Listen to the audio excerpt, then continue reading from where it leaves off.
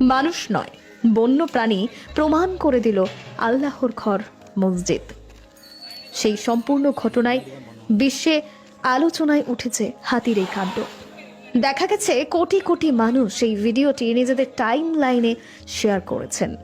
চলুন সৃষ্টিকর্তার এই দৃশ্য শেয়ার করে অন্যকে দেখার সুযোগ করে দিই। এই হাতি উত্তর ভারতের একটি গাছে শিকল দিয়ে বাঁধা ছিল, কিন্তু সামনে একটি মসজিদ দেখেই হাতি গর্জন আরম্ভ করে। হাতির মাউথ এবং একাংশ লোকে হাতির চেঁচামেচি বন্ধ করতে না পেরে সকলের পরামর্শে হাতির পা থেকে শিকল খুলে দেওয়া হয়।